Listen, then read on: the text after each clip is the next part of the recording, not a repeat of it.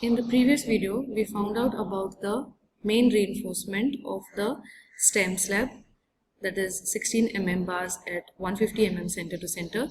We also found out the distribution reinforcement as 10 mm bars at 125 mm center to center, and we provided temperature reinforcement 8 at 250 mm center to center. Let us have a look at the detailing. So as you see in this diagram, the reinforcement marked in a red line indicates the main reinforcement, that is 16 mm at 150 mm center to center. Then we have the dotted reinforcement, which is shown here in small circles. This is the distribution reinforcement and it is 10 mm at 125 mm center to center. So this reinforcement we provide on the inner face of the retaining wall. Okay, so this is because, so we have, say this is the stem for example, and there is earth pressure on this side. So the stem of the retaining wall bends something like this. So the inner face, which is closer to the soil, is experiencing tension, whereas the outer face, which is away from the soil, is experiencing compression. So this reinforcement is provided at the tension face, that is 16 mm at 150 mm center to center. This distribution bars are provided to keep in place the 16 mm bars. Also on the outer face, we have provided the reinforcement, which you can see marked in blue, a blue line. So that is the temperature reinforcement, and this is provided in both the directions. So on the outer face, the dots and the line are both 8 mm at 250 mm center to center.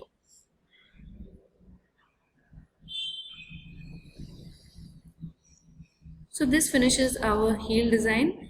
Next, let us move to the stability calculations. We need to find out what is the safety of the retaining wall in overturning and sliding, whether it is safe against overturning and sliding.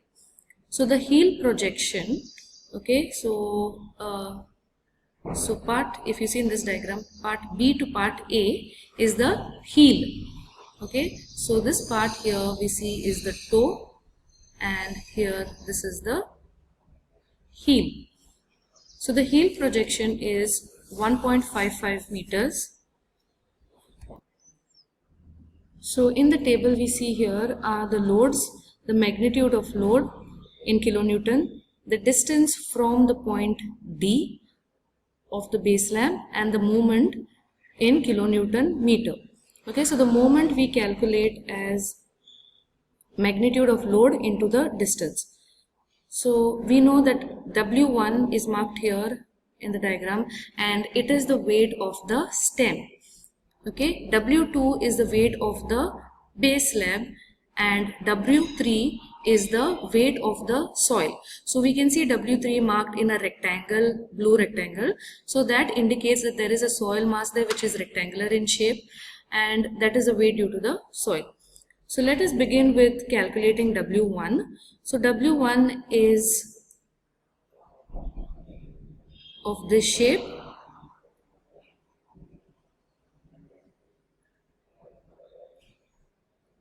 So what we are doing here is we are dividing it into a triangle and a rectangle. So first we have found out the weight of the rectangle. So it is 0.2. It is 0.2 here. This total is 0.45. So this will be 0.2, and here it will be 0.25. Okay, so the weight of the triangle will rectangle will be the area into the density of RCC.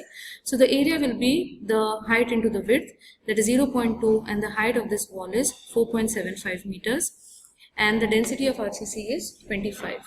So we see here 0.2 into 4.75 into 25, which will give us 23.8. Now we need to find out what is the distance of the centroid of this rectangle from the point D. Okay, so here we know that this distance here, the width of the toe is 1 meter. Okay, so nothing but this distance here is 1 meter. So 1 meter plus 0.25 plus, since it's a rectangle, the centroid will lie at half of its width, so half of 0.2. So this will give us 1.35 meters. So we have the distance from D as 1.35. And when we multiply 23.8 and 1.35, we will get 32.13. Next, we will find out the weight of this triangular part, which is marked 2. And the weight of it will be the area of the triangle multiplied by the density of RCC. So area of the triangle will be given by half into the base is 0.25 and height is 4.75. This multiplied by density of RCC is 25. Okay, this is written here, and when we multiply, we will get 14.84 kilonewton. The distance of the centroid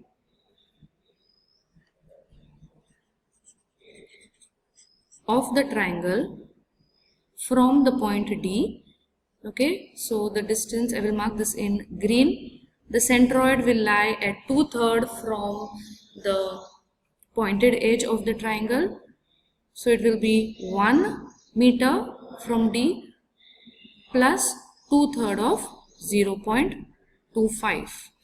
So this works out to be as 1.16 meter, and 14.84 multiplied by 1.16 will give us 17.21 kilonewton meter. So now we are done with the stem portion. We will now move on to the base slab. Okay, so W2 is the weight of the base slab. The base slab is a simple rectangle, and so it will be area into density. So it is 3. The height of the or the thickness of the base slab is 0.45 meters multiplied by 25. This is equal to 33.75, and the centroid will be at half of its width. Half of 3 is 1.5 meters. So on multiplying 33.75 and 1.5, we will get 50.625 kilonewton meter. And finally, the last downward acting force is of the soil retained, which is W3, and it is nothing but the weight due to the rectangle marked in blue. So the width of the heel we know is 1.55, its height is 4.75 meters, and since we are talking about a different material here, this is soil, the unit weight of the density is given as 18 kilonewton per meter cube. So this is 132.52, and from the point D to this distance here, okay, works out to be 2.225 meters. Okay, so this distance is 2.225 meters. So which is marked here, 2.225 meters. So on multiplication of these two numbers, we will get 294.86. So these are the moments due to the loads which are acting in the downward direction. Now we also have another horizontal force here, okay, which is PH, and which is the horizontal pressure exerted on the retaining wall due to the earth which is retained.